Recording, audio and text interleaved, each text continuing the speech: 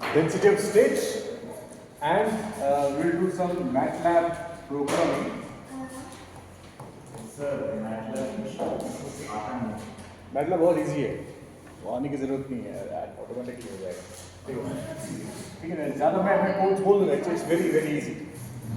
So density of states हम लोग करेंगे 3D सिस्टम में, 2D सिस्टम में, 1D में एंड 0D में। ठीक है। सो when I say 2D, 3D, 1D and 0D, ये जो नंबर है n, ये नंबर क्या डिनोट करता है? Dimension, but in other words, they represent degree of freedom. ठीक है, degree of freedom. Degree of freedom मतलब if it is a 3-dimensional system,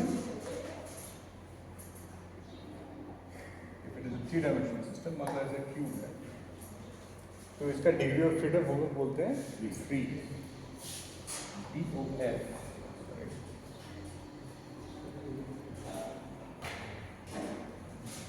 Call the DOF as equal to 3, right? Now somehow we lower the dimension. हम लोग जो इसका z axis है उसको हम लोग घटा के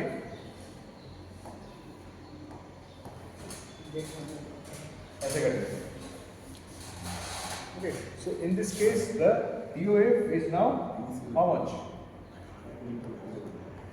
Degree of freedom is now, initially it was degree of freedom if an electron was present in the system, it can move in the x-axis, y-axis and z-axis freely. That is the degree of freedom. 3 axis में it has freedom, x and y, z. यहाँ पे एक का dimension हम लोगों ने घटाकर almost 0 कर दिया है, तो z dimension we have made it almost negligible. 0 तो नहीं बोलूँगा, I should say negligible compared to x and y. इस केस में अगर एक इलेक्ट्रॉन इस सिस्टम में है तो उसका डिग्री ऑफ फ्रीडम कितना होगा? In how many directions it can move to. इसी तरह से if I reduce the degree of freedom further, ठीक है, मैं इसको एक ऐसा एक वायर बना देता हूँ, then its degree of freedom becomes 1। ठीक है, और लास्टली मैं इसको एक डॉट बना देता हूँ, मतलब चारों तरफ से मैं इसको कन्फाइन कर देता हूँ, तो इसका डिग्री ऑफ फ्रीडम हो जाता है 0। इसीलिए 0 डायमेंशनल मतलब the degree of freedom is 0, not that the material is 0 dimension.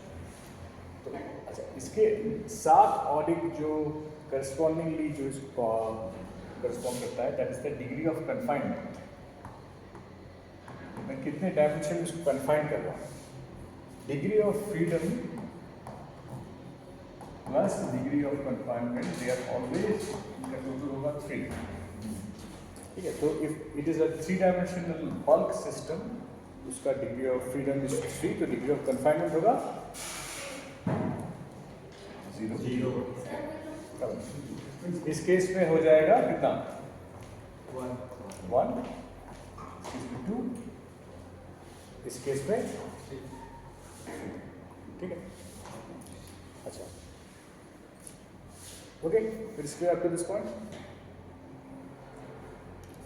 अच्छा, किसी भी पार्टिकल, एनी पार्टिकल या कोई भी एंटिटी है, इसका मोशन इसको अगर जानना है, तो what are the 2 things that I need to know about that particle? कोई भी सिस्टम या कोई पार्टिकल मान के चलो, एनी पार्टिकल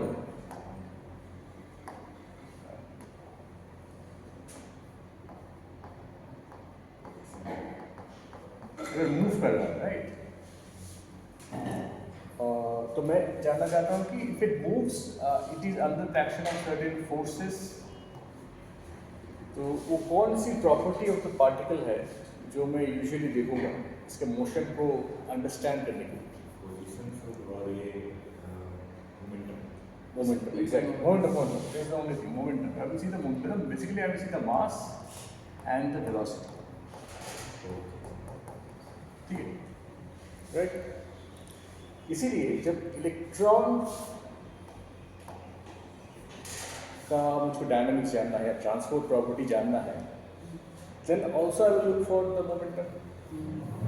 ठीक है, अब इलेक्ट्रॉन का मोमेंटम तो आई कैन नॉट जज it. So what I will do, I will change the entire space. मैं रियल स्पेस में रहूंगा ही नहीं. If I go from real space to momentum space,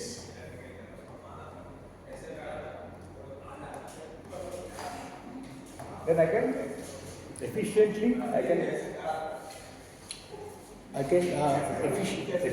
understand the mechanics, the dynamics.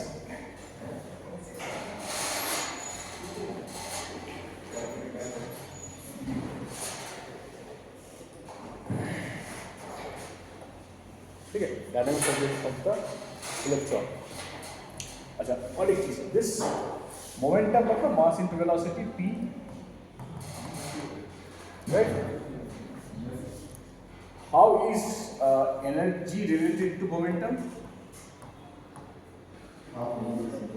Half mv square, right? E is equal to half mv square in terms of p, p square by 2m.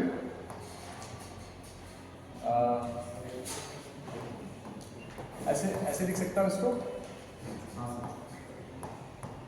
ठीक है? I can write it in this fashion.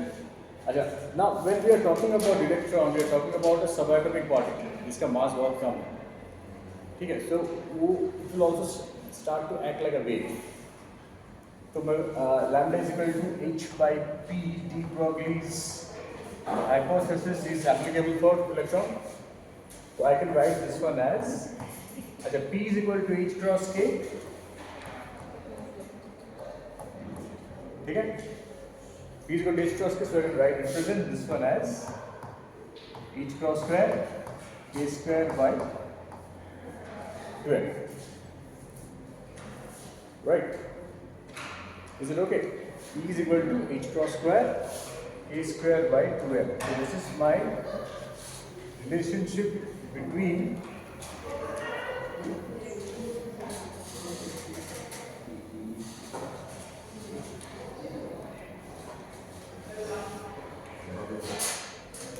a real space or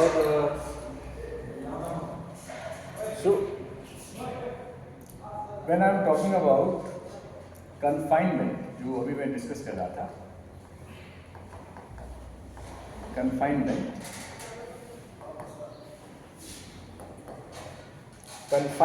को मुझको जानने के लिए I need to go to the momentum space, or rather I should call it as the k space.